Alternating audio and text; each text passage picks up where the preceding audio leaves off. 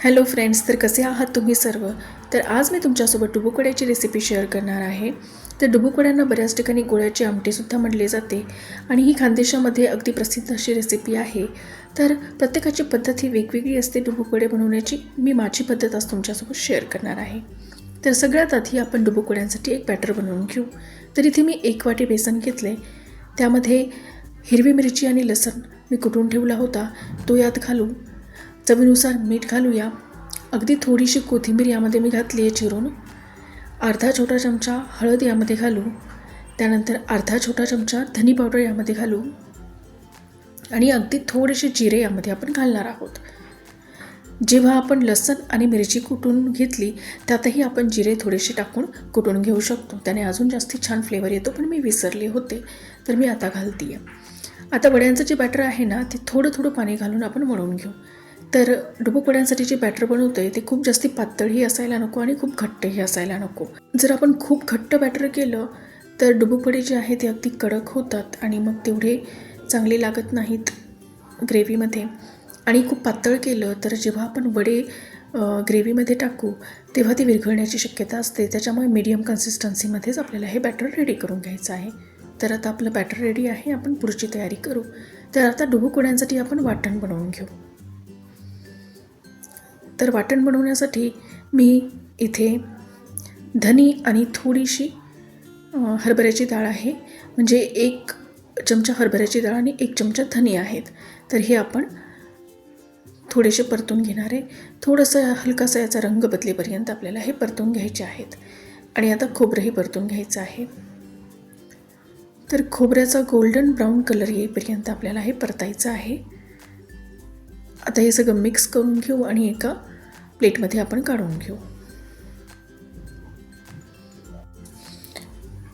तर आता तव्यावरती थोडं अजून तेल घातलं आहे. यामध्ये आपण कांदा परतून घेऊ. तर एक मीडियम साईजचा कांदा मी असा लांबसर चिरून ठेवला होता, तो परतून घ्यायचा आहे. आणि कांदा आपल्याला चांगला काळसर होईपर्यंत परतायचा आहे.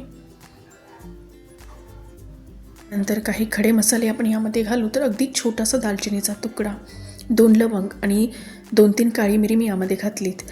तर हे सुद्धा आपण कांद्यासोबत चांगलं परतून घेऊ.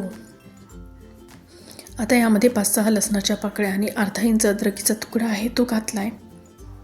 त्यानंतर 2 लाल मिरची आहे. तर ही बेडगी मिरची आहे, जास्ती तिखट नसते आणि कलरही छान येतो.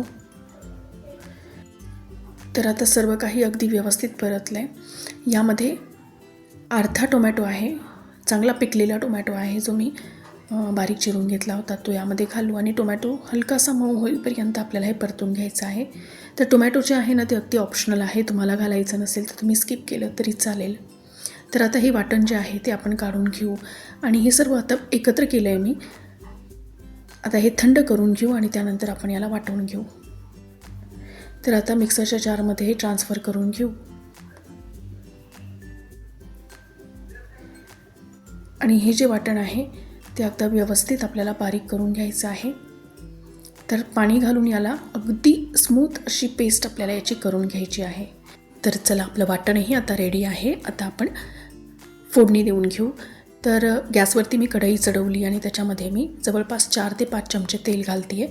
तर डुबुकवड्यामध्ये ना थोडंसं तेल जास्तीच घालायचं, कारण काळ्या मसाल्याची भाजी आहे. तर जोपर्यंत अशी तरी वरती येणार नाही तोपर्यंत भाजी चांगली लागत नाही. तर त्याच्यामुळे थोडंसं तेल हे जास्तीच ठेवायचं. 1 चमचा मी जिरं घातलं आहे आणि लसूण, अद्रक आणि मिरची मी खलबत्त्यामध्ये कुटून ठेवली होती ती यामध्ये घातली आहे. याला थोडंसं परतलं की यामध्ये आपण वाटण घालून घेऊ. आता वाटण जे आहे ना ते आपल्याला अगदी छान असं परतून घ्यायचं आहे. म्हणजे मसाला जो आहे ना अगदी छान परतला गेला पाहिजे. जेवढा आपण मसाला छान परतणार तेवढी आपली भाजी टेस्टी होणार. तर बघा, साईडने थोडंसं तेल सुटलं आहे आणि जे वाटण आहे ना ते खाली लागू नये याच्यासाठी मी थोडंसं पाणी यामध्ये घातलं आहे. आता यामध्ये काही सुके मसाले घालून घेऊ.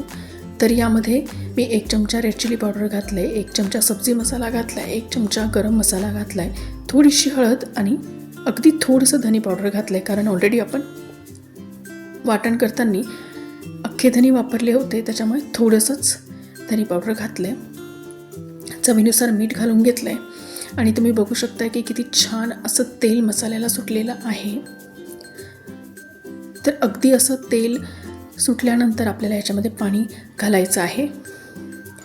तर पाणी जे आहे ते मी गरम करून यामध्ये घातलं आहे.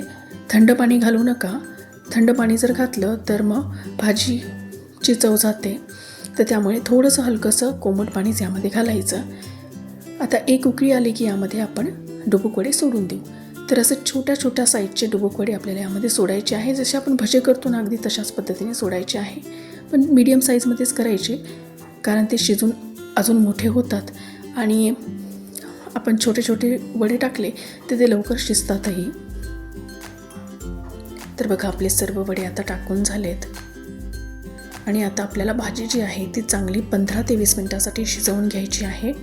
आणि यामध्ये मी पाणी थोडंसं जास्तीच घातलं आहे, कारण आपण वडेसुद्धा बेसनाचे केलेत आणि आपण जे वाटण केलं होतं त्यातही हरभऱ्याची डाळ घातली आहे. तर जेव्हा भाजी शिजत येते तेव्हा अजून घट्टपणा येतो. त्याच्यामुळे हलकंसं म्हणजे थोडंसं पाणी जास्ती ठेवायचं, म्हणजे कन्सिस्टन्सी नंतर बरोबर होते. यावरती कोथिंबीर मी घालून घेतली आहे आणि तुम्ही बघू शकताय की किती छान वरती तरी आलेली आहे. तर एकदा आता मीठ वगैरे टेस्ट करून घेऊ आणि झाकण ठेवून आता आपण थोड्या वेळासाठी अजून भाजी शिजवून घेऊ. तर झाकण मी पूर्ण नाही ठेवलं आहे, थोडंसं झाकण उघडं ठेवलं आहे. तर तुम्ही बघू शकताय की भाजी किती छान बनली आहे आणि भाजी शिजत आली आहे, तर अजून घट्टसुद्धा झाली आहे. तर वरतून कोथिंबीर घालून गार्निश करून घेऊ. तर अगदी टेस्टी अशी ही भाजी लागते आणि ज्वारीच्या आणि बाजरीच्या भाकरीसोबत तर अप्रतिम असं हे कॉम्बिनेशन आहे. तर या पद्धतीने डुबुक वड्याची भाजी तुम्ही एकदा नक्की बनवून बघा. तर कशी वाटली आजची रेसिपी हे मला प्लीज कॉमेंट करून सांगा. जर आजची रेसिपी तुम्हाला आवडली असेल तर प्लीज व्हिडिओला लाईक करा आणि व्हिडिओ हा तुमच्या फॅमिली आणि फ्रेंड्समध्ये शेअर करा. जर माझ्या रेसिपीज तुम्हाला आवडत असतील तर प्लीज माझ्या चॅनलला सबस्क्राईब करा. चला तर भेटूया नेक्स्ट व्हिडिओमध्ये नेक्स्ट रेसिपीसोबत.